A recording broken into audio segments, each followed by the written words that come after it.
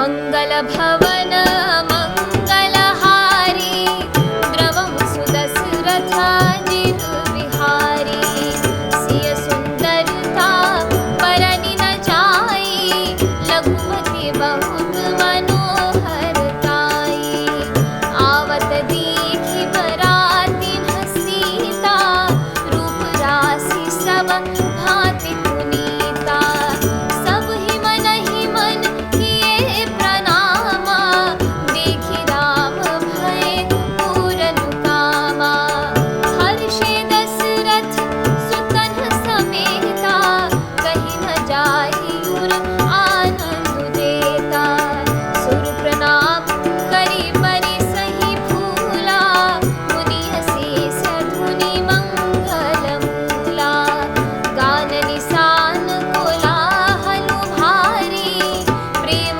प्रमोद मगन नर नारी एहि विधि सिय मंडप ही आई प्रमुदित शांति बढ़हि मुनि राई तेहि अवसर कर विधि व्यवहारु दुकुल गुर सबकी अचारु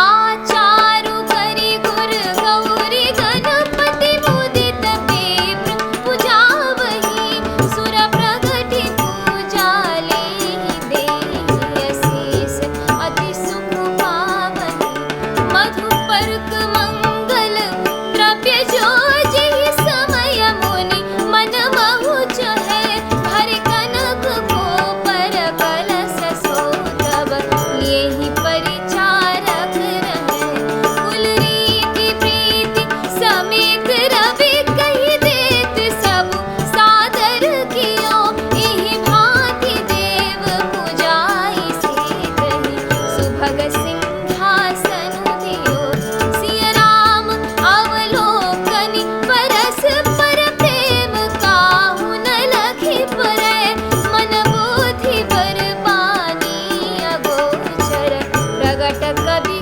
कैसे करे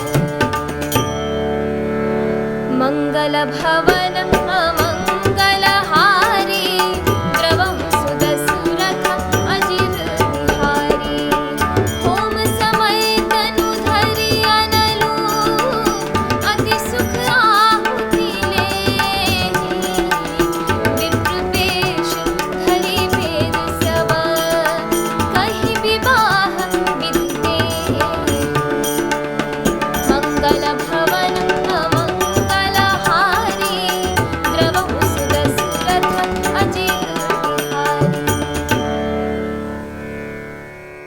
अर्थात सीता जी की सुंदरता का वर्णन नहीं हो सकता क्योंकि बुद्धि बहुत छोटी है और मनोहरता बहुत बड़ी है। रूप की राशि और सब प्रकार से पवित्र सीता जी को बरातियों ने आते देखा। सभी ने उन्हें मन ही मन प्रणाम किया। श्री रामचंद्र जी को देखकर तो सभी पूर्ण काम यानी कृत्य हो गए। राजा दशरथ जी पुत्रों सहित हर्षित हुए। उनके हृदय में जितना आनंद था वह कहा नहीं जा सकता। देवता प्रणाम करके फूल बरसा रहे हैं। मंगलों की मूल मुनियों के आशीर्वादों की ध्वनि हो रही है। गानों और नगाड़ों के शब्द से बड़ा ही शोर मच रहा है। सभी नर नारी प्रेम और आनंद में मग्न हैं। इस प्रकार सीता जी मंडप में आई। मुनिराज बहुत ही आनंदित होकर शांति पाठ पढ़ रहे हैं। उस अवसर की सब रीति व्यवहार और कुलाचार दोनों कुल गुरुओं ने किए। कुलाचार करके गुरु जी प्रसन्न होकर गौरी जी, गणेश जी और ब्राह्मणों की पूजा करा रहे हैं अथवा ब्राह्मणों के द्वारा गौरी और गणेश की पूजा करवा रहे हैं। देवता प्रकट होकर पूजा ग्रहण करते हैं, आशीर्वाद देते हैं और अत्यंत सुख पा रहे हैं। मधुपर्क आदि जिस किसी भी मांगलिक पदार्थ की मुनि जिस समय भी मन में चाह मात्र करते हैं, सेवक गण उसी समय सोने के परातों में और कलशों में भरकर उन पदार्थों को लिए तैयार रहते हैं। स्वयं सूर्य देव प्रेम सहित अपने कुल की सब रीतियां बता देते हैं और वे सब आदर पूर्वक की जा रही हैं। इस प्रकार देवताओं की पूजा करा के मुनियों ने सीता जी को सुंदर सिंहासन दिया। श्री सीता जी और श्री राम जी का आपस में एक दूसरे को देखना तथा उनका परस्पर प्रेम किसी को लख नहीं पड़ रहा है। जो बात श्रेष्ठ मन बुद्धि और वाणी से भी परे है, उसे कवि क्यों कर प्रकट करे।